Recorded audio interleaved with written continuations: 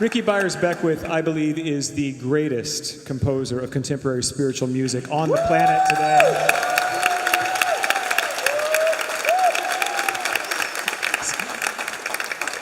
When Michael Beckwith is here, he has introduced me a couple of times as the second best choir director in America. Guess who's first?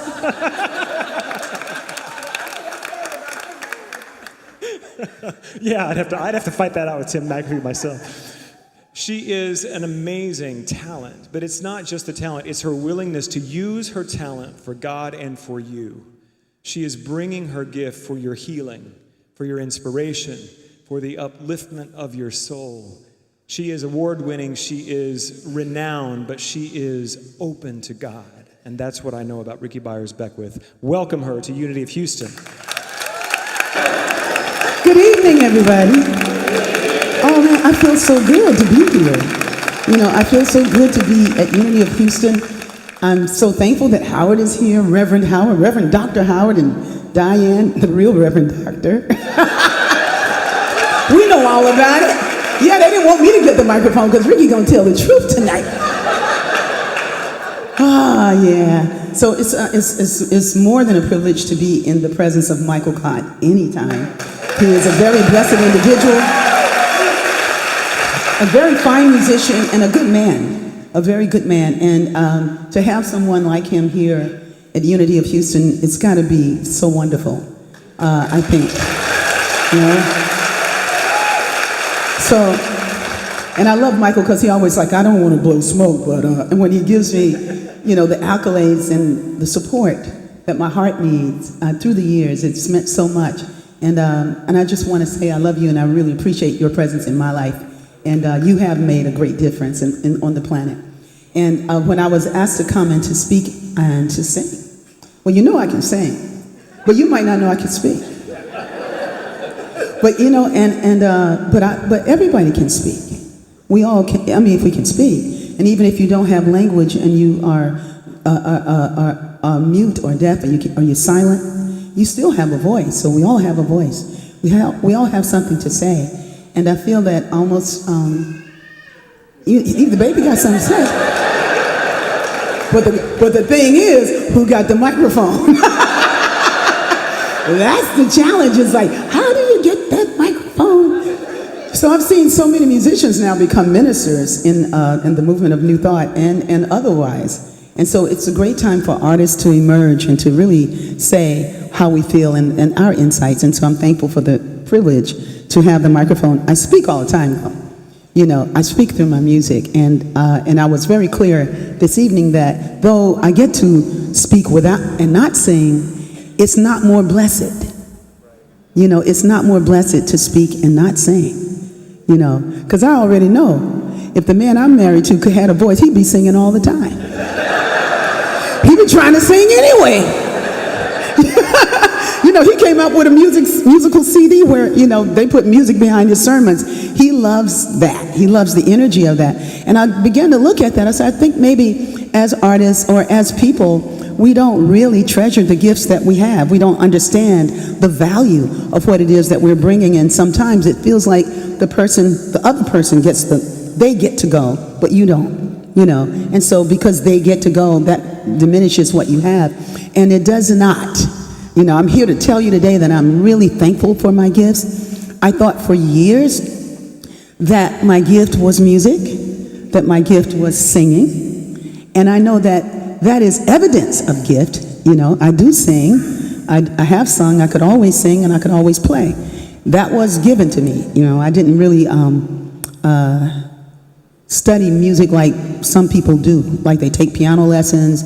They always seem to fade after the second week in my life. I can just see on high where the people who determine my life, they're sitting here and they go like, it's very important that she does not get piano lessons, you know. And I'm here, oh, I want a piano teacher. Oh my God, I'm so glad Mr. Moody is going to teach me piano. And I show up early for piano lessons because I have no piano at home. I have a gift, but no piano, right? I got a gift. They know I can hear, they know I can sing, but they didn't get there was no piano in the house for various reasons. But anyway, it was part of the journey. And the teacher would only last for 2 weeks or 3 weeks, just enough to give me a little something, something. And that was my journey with music. I would play pianos in people's houses. I'd go to the neighbor's house. I'd play piano after school. You know, I'd go play on the church piano if they would allow me. And at Agape, I allow the children to play the pianos, not in the sanctuary, but all the other pianos in the church, they have total access. Sometimes I think they need a little supervision, but they're playing the pianos because that was important to me. But I believe that in my journey, it was important that I did not get the things that I wanted. I thought that's what would really define me, was to have a beautiful music teacher and journey and to play Mozart and Beethoven and blah, blah, blah. And it never worked out until I was about 46, and then by this time, I'm too scared to try. I know you think I'm 46 now, right?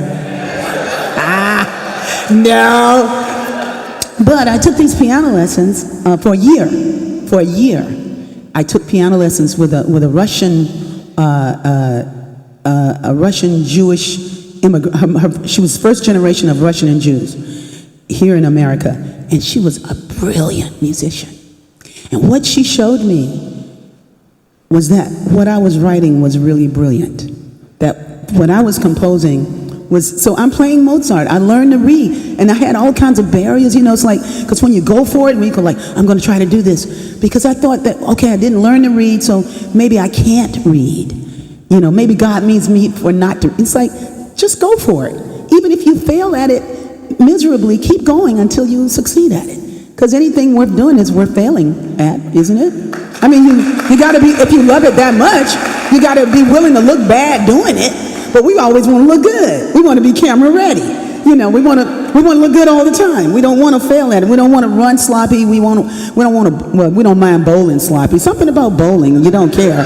You know. But sitting down at that piano and sitting in front of somebody and playing the notes and not doing it so well, it was really a trip for a while. You know, I'm 46. By this time I've written Use Me, I Release, lots of songs I've written. I Walk in the Love of God had been written at that point.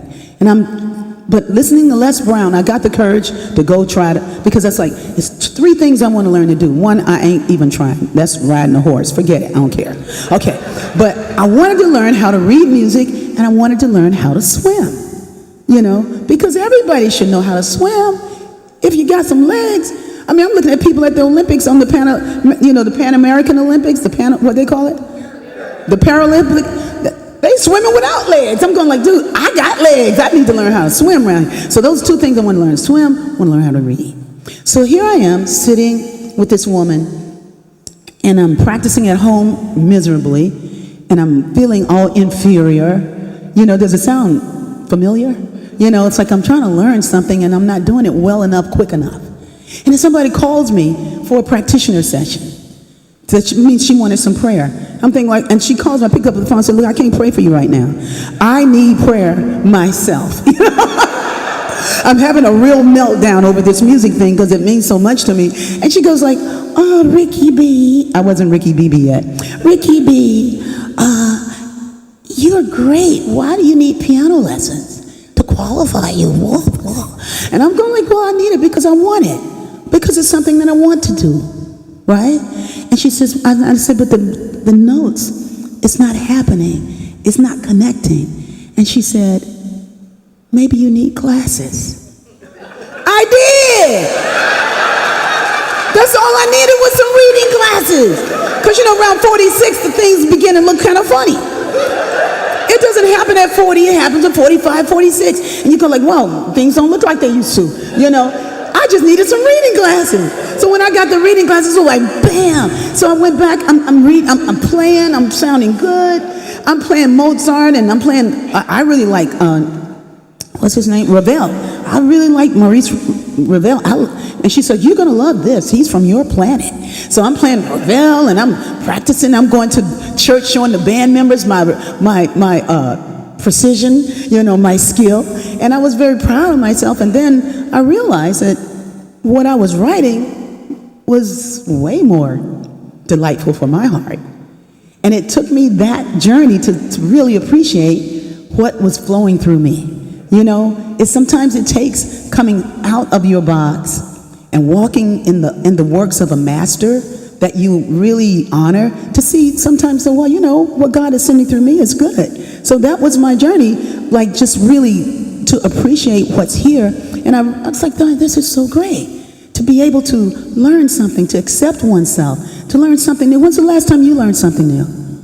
You know, just stretch a little bit beyond Facebook. We know you learned that. You know, I haven't. I would do good to learn, but I can never log on.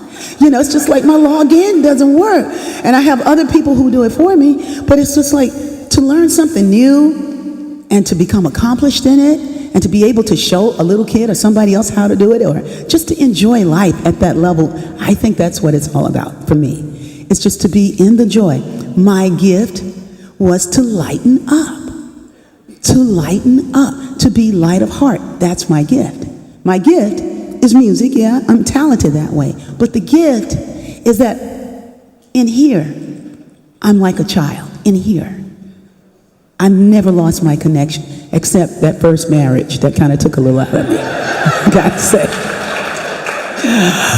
Thank God for marijuana, because I don't know if I could have made it through. Yeah, it was like, you know, in those days, everybody smoked. I'm sorry, everybody smoked marijuana. Even if they say they didn't, they did. They tried. Everybody, even my mama tried a little weed one day. I was like, it ain't gonna hurt you. You know. Now, you know, she needs to smoke something to get rid of that pain. But I'm rubbing her down with some alcohol. This friend of mine, that's a Mexican, beautiful man.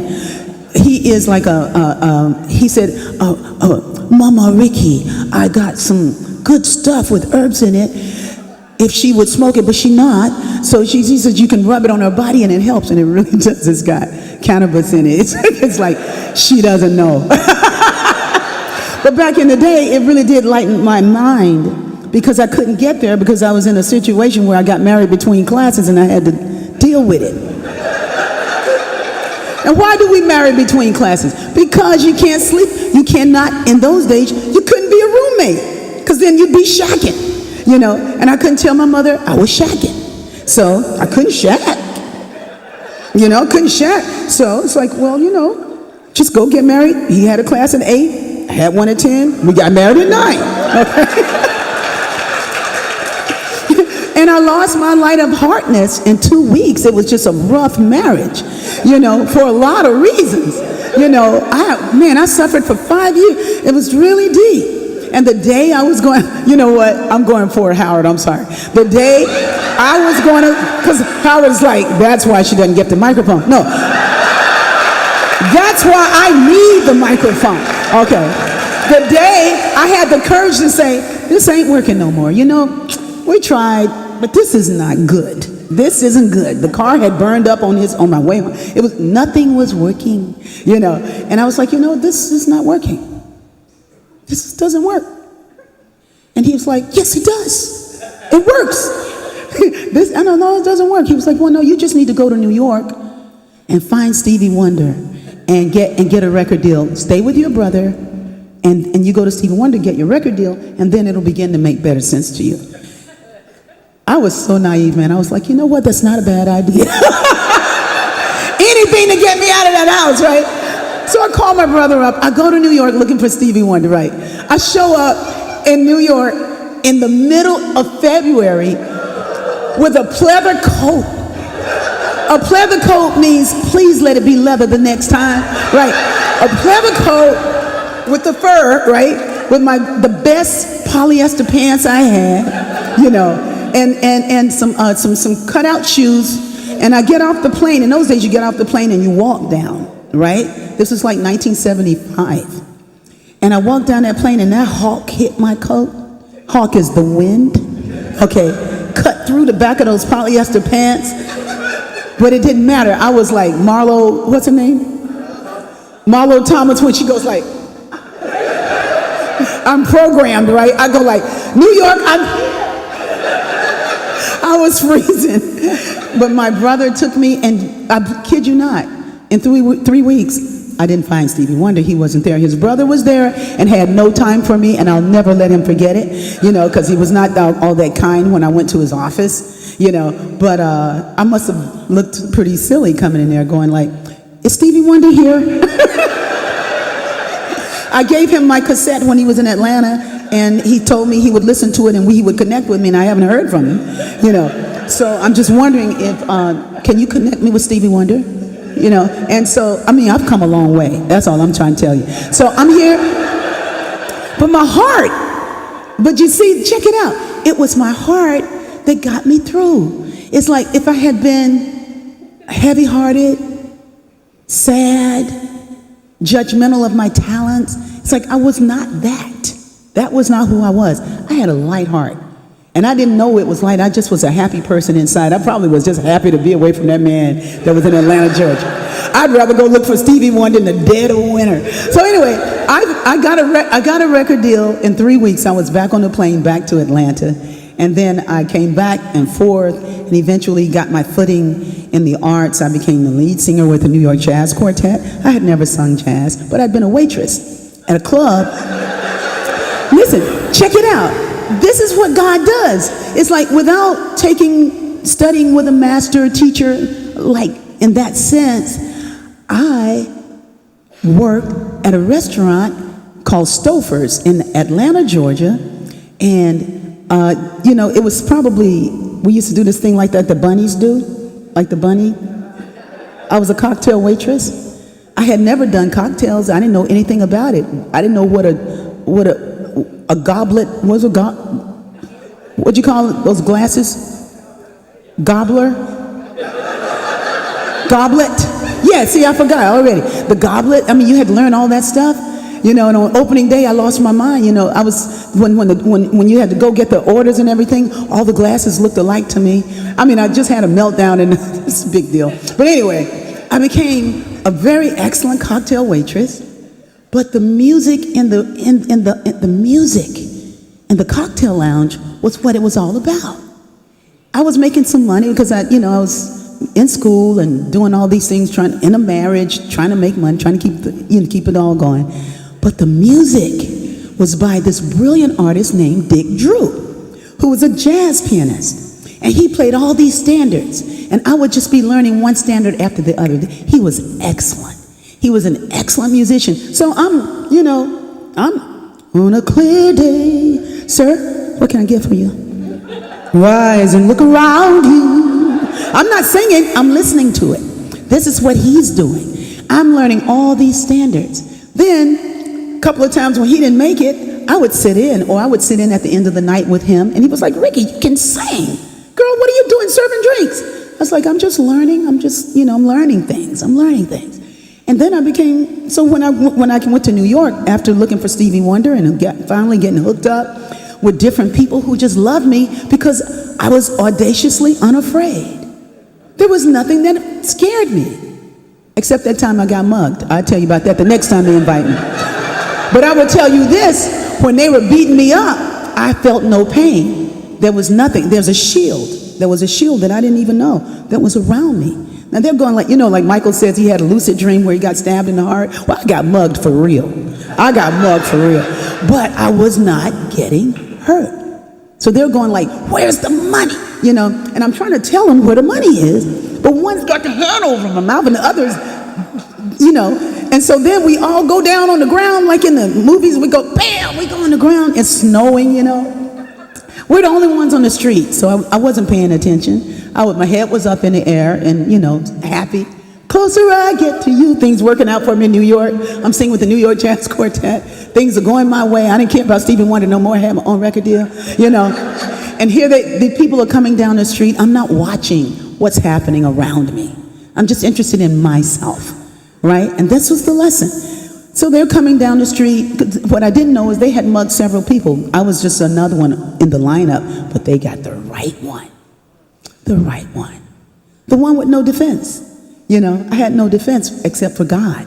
And God's the best defense, right? The best defense.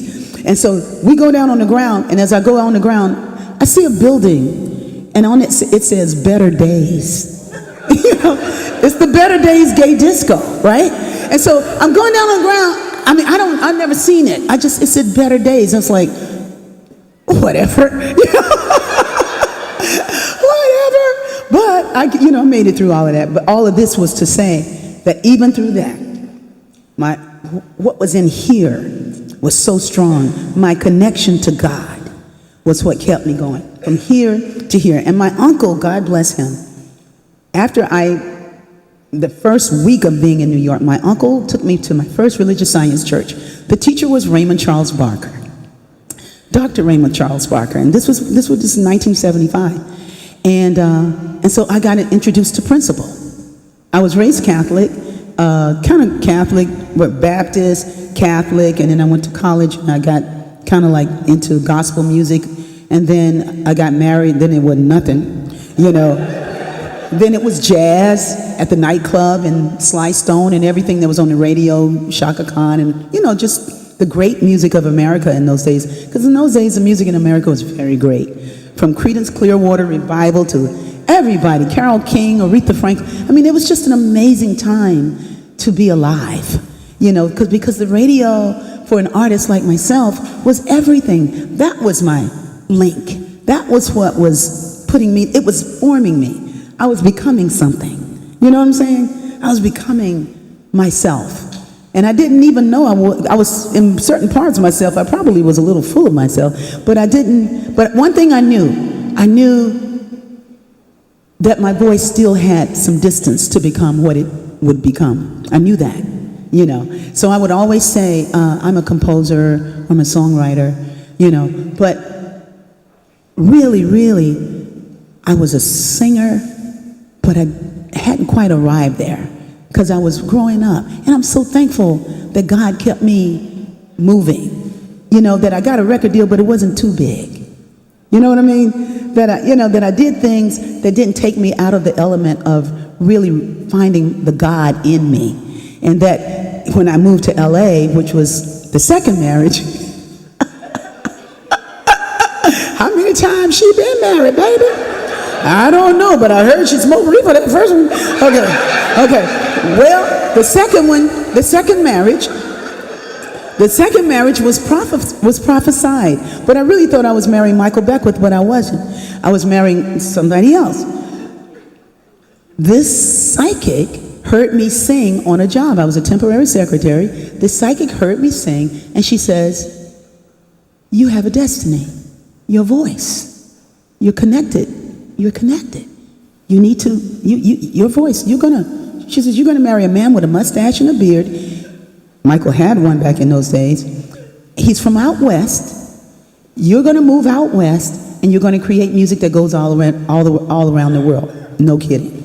This is what this woman said. You guys clapping for that. Would you clap for this part? So when somebody came from the West Coast that had a beard and a mustache, I thought they were the guy. And they said they wanted to get married because nobody I knew wanted to get married. Not none of those guitar players. So anyway, so this person comes, and he's a guitar player. I love guitar players. John Edward, I know you're cool, but I love guitar players. And because they play so well. They play well. Drummers are good. Bass players are good. But guitar players really are good with my music. They just do really well. So anyway, I got off the beaten path there. So anyway, this guy comes, and I'm thinking, this is the guy. And he says, "You want to get married?" I was like, "Let's live together," because I couldn't do that with the first marriage. I said, "Why don't we just shack?"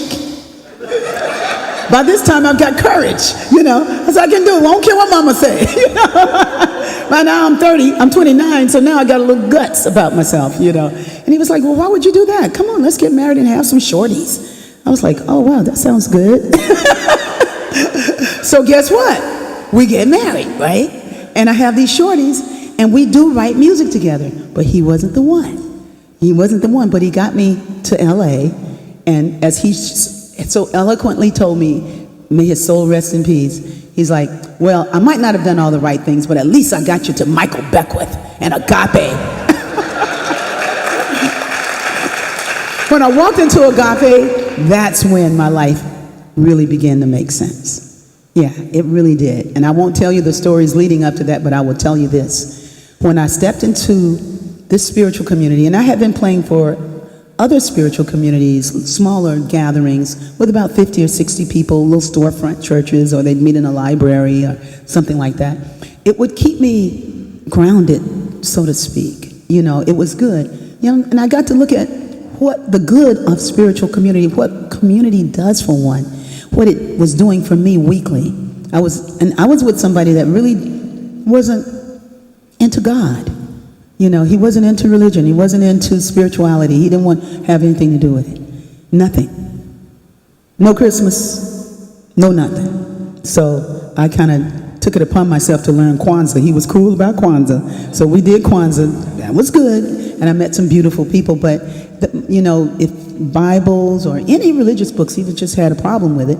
And it was great because he was my teacher. He was showing me how to grow and stand for what it is that my soul yearned for. Am I boring anybody? Are y'all still with me? On a scale of 1 to 10, how am I doing? Okay, good, okay. Because what you think matters a lot. Okay, so because it does. Because it's like, this is my first time speaking like this, so I got a lot to say. Next time, I'll have less. Okay, all right, the first time you go, blah, blah, blah, blah, blah, blah. But then Yamla does it all the time, so whatever. Okay, so when I walked into Agape, I walked because I was invited there by Michael to sing. I didn't want to go. I really didn't want to go. But I went because he was paying me $10 more than the other guy was paying me. So I went. I didn't like him. I didn't like our phone conversation. And I didn't know why he wanted to know what I wanted to sing. Are you going to sing with me? But he was a minister that was doing the diligence that you need to have everything connected in the service. He wanted to know that the music was cool.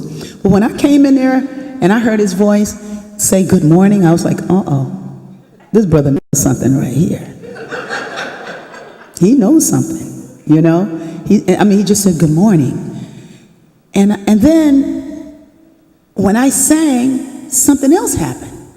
And I sang this song called Follow Your Road, and it says, have you wondered where your road will lead you? Maybe to a song that needs singing, or a summer's rain, or it might be you're afraid to go, but follow your road, or you'll never know. So I'm singing to myself. I'm singing to myself. And I had this out-of-body experience where I'm singing, but I'm singing to me. And I know at that point that I'm going to have to make a decision.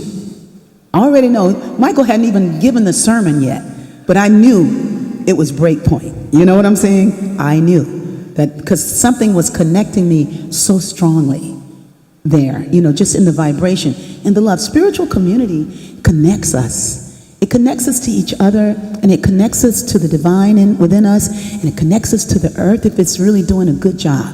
That we're not just here talking about a concept that's here, but we really are caring about our place in the world right now, what's happening in our cities, in our communities. It's such a great opportunity to come awake together, to stay awake together, to cry together, and to fly together, to celebrate life together. You know what I'm talking about? So I get into this church, and guess what? They needed me. So I used to think that I needed a record deal. I used to think that I needed a lot of things. But when I stepped into Agape, all I needed was my connection with God, and I got it. I got it through my music having a purpose. I'd written good music. I really had written beautiful songs. But when I began to write from my inspired connection, that changed the game for my gift. It was like, now my heart was light because it had been kind of heavy.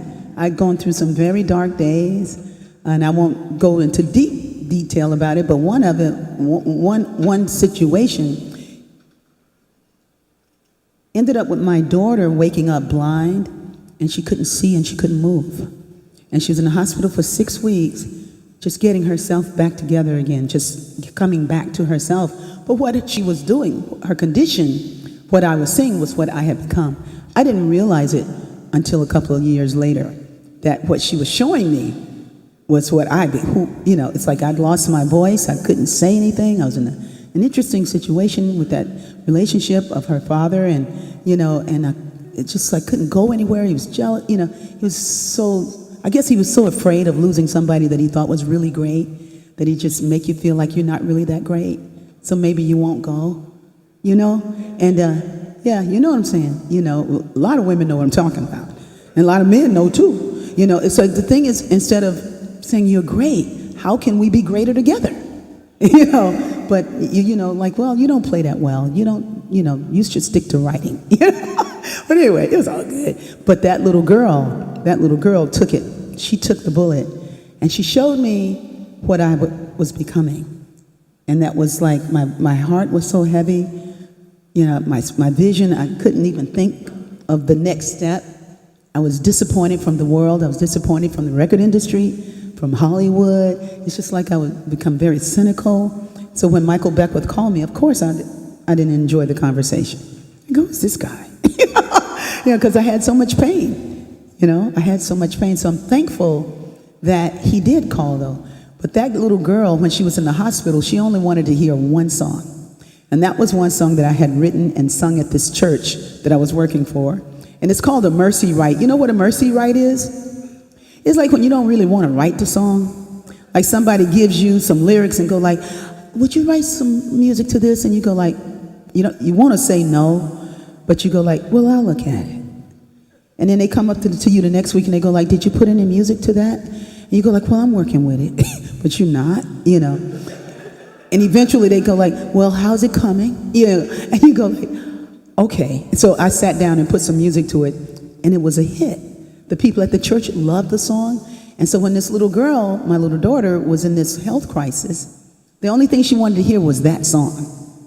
Just that song. That's all she wanted to hear. She didn't want to hear Row, Row, Row Your Boat. She was 3 years old. She was brilliant. I had a 4-year-old son. And it's like, she only wanted to hear that. And my mother said, you need to do that song. You need to go and record that song. There's something special about that song.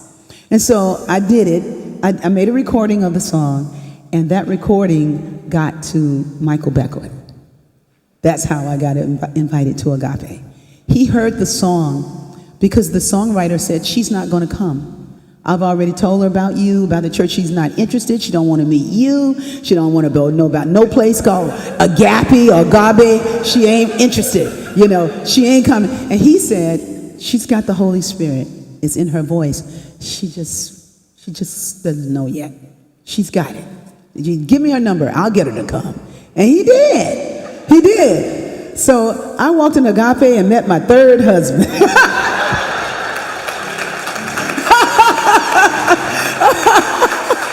Stop it. That's terrible. I walked in Agape and met my teacher. He was really my teacher, my songwriting partner. He wasn't going to be my husband for years and years to come. And I'm really thankful for what I learned from Michael, because he taught me so well. You know, we wrote this song called I Used to Think That I Needed Somebody, but all I needed was my connection with God. I used to think I needed some money. You know, I was searching for fortune, looking for fortune, searching hard for fame. I was looking for all of this stuff, but I just needed to be I needed, like, seek ye first the kingdom, and everything else comes with that. And it's true. It's like what I found is that now my heart is really light. It's like it's time for me to fly. I'm writing a song about my time has come to fly. It's like I am light of heart. It's like I'm just so thankful for everything, that we're born at this time, that I get to be who I came to be. I don't care if Oprah never mentions my name. You know, because I know she knows me. I know she knows me. She knows who I am. She really knows her CEO is a big fan of mine. It's like, but it's not, you know, so many people, poor Oprah, you know, the person that she gets to be this time is the person that everybody wants to help, that wants her help.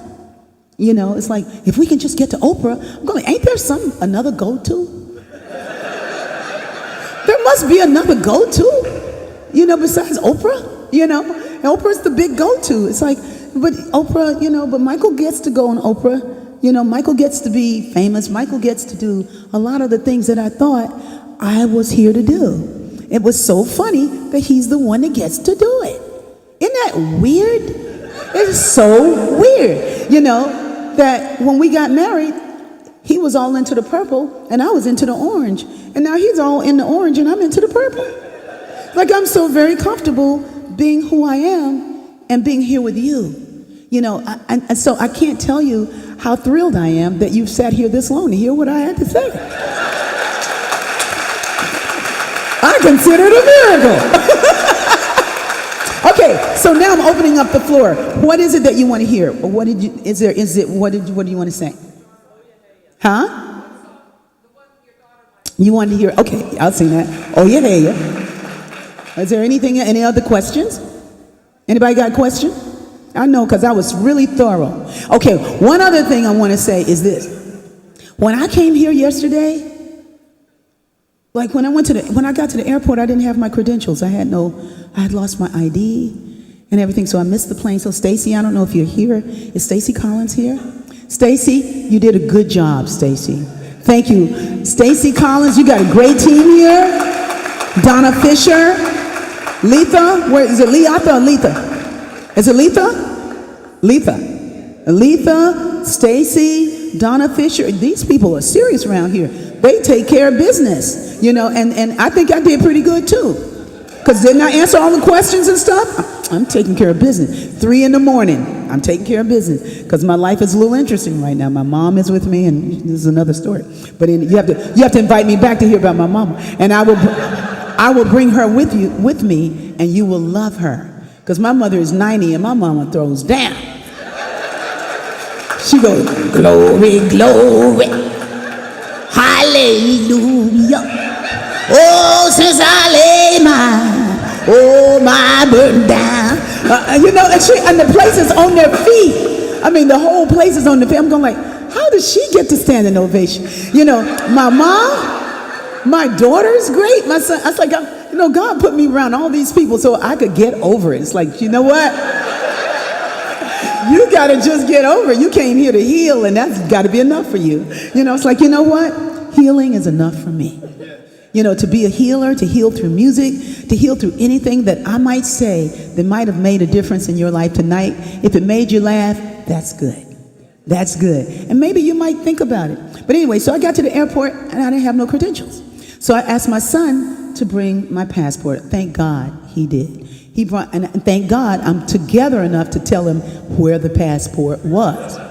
Michael couldn't have done that, but I did, you know. So I knew exactly where my passport was. He brought the passport. So we got here, and then I didn't know what to do when I got to Michael's house. I couldn't find the email with what to do with the code and everything. And then my phone goes dead. So now I'm in Houston, Texas, in the 3rd Ward. I found out today's 3rd Ward. I was raised in 3rd Ward in Charlotte, North Carolina. So I'm in 3rd Ward, but the other side, so where Michael is, I mean, the houses are really beautiful. So I just said, the Spirit says to me this, because I know some people are used to messages from ministers who give you steps and stuff, so I'm going to do that. Okay, if you're in a situation and you're getting bitten up, okay, you're getting hurt. You're getting whipped upon. People are not appreciating you. In this case, I was getting bitten by mosquitoes. Don't stay there. Get moving. Okay. So I got to moving. And so I go, where are you going to go? Well, go to where the action is. Okay, because go to where community is. So I was looking at the traffic, so I went down the street. And lo and behold, the street was totally different. It was the heart of the hood. It was, I'm going like, well, on this side, it didn't look like that at all. So I walked down the street, down to about the exit sign down there, and then I was like, well, I recognize this. Alfreda's Soul Food. So I went over there to Alfreda's Soul Food. Okay, because I was hungry. I didn't have it, you know. Fortunately, I had some money. I didn't have any credit cards or anything, but I had some money. I was smart enough to do that. So I went into Alfreda's Soul Food. And I'm vegan, like most of the time I choose a vegan menu, right? They had the best vegetables. Okra with corn on top of rice with the corn. It's like so good. I sat in a corner, plugged in my phone, you know, and I tried to talk to the people, but they weren't as happy as I was. You know, because I walked in, I was like, wow, I'm so glad I found you guys. You guys are really beautiful. Wow, look at your vegetables. And, you know, I said, I need everything that doesn't have meat. And the lady, she was like, well, we got this, we got this, we got this. And then but I didn't care. She gave me the plate because it didn't matter, because I could see who she was. And she was so pretty, you know. I just think I was just a little too bright coming in there, you know. And from the West Coast, you know, just like, dim down that light just a little bit, baby, just a little bit. Just dim it down, you know. So I got my plate. I sat in the side of the room. I plugged in the phone, you know, and then I watched a woman come in with her mother, who was older, in a wheelchair, which reminded me of me with my mom. Because I take care, you know, I have the good fortune to be able to have the space to take care of my mother. In her 90th year, her brain is sharp, but her body fails her from time to time. But she still gets it, though. She walks with that little cane, but she doesn't use it. She carries it. She doesn't use it. You know what I'm talking about? I'm going like, dude, why you got the cane? You ain't using it. She said, you never know when you're going to need it. So this woman comes in with her mom, and she's sitting there, and now I see myself with my mother. You know what I'm saying? So I'm in Alfreda Soul Food, getting a deep connection with God right now. So I'm going like, wow, this is so lovely. Then I was like, okay, they're going to close in a minute. And I find the code to get, when I finally get in the house, I'm in the house 5 minutes, and here comes Michael Gott into his house. And what am I doing? She's writing an amazing song at my piano. Thrill of my life. She's singing. It was so good. It was so good. It's my song about flying. My song about flying. So, you know, I just am thankful that you were here, that you opened up your church so that I could talk. Because I know you're shocked, because I know you ain't never heard me say nothing. You know, I know Howard over there going like, my God, she does have a lot to say. And Diana's going like, I told you. Told you Rickie's going to throw down. Rickie's got something to say. So I would be remiss if I didn't do a little bit of this song.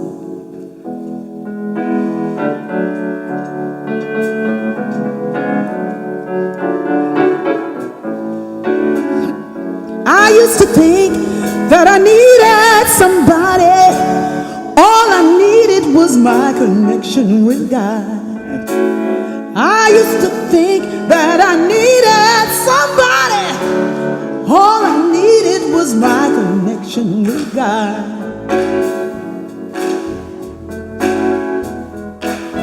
I was looking for somebody to hold me.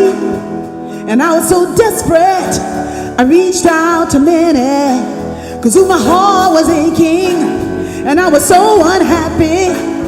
And I thought that someone would make it all better. One day I had to realize to seek first the kingdom, and all things and everything would be added unto me. Yeah.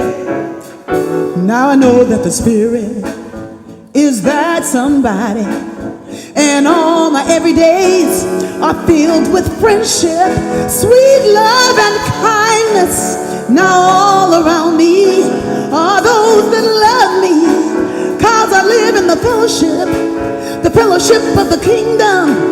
I sought first the kingdom, but I used to think that I needed somebody. All I needed was my connection. Y'all know that song? Yeah, all right. I used to think that I needed some money. All I needed was my connection with God. I used to think that I needed somebody. All I needed was my connection with God.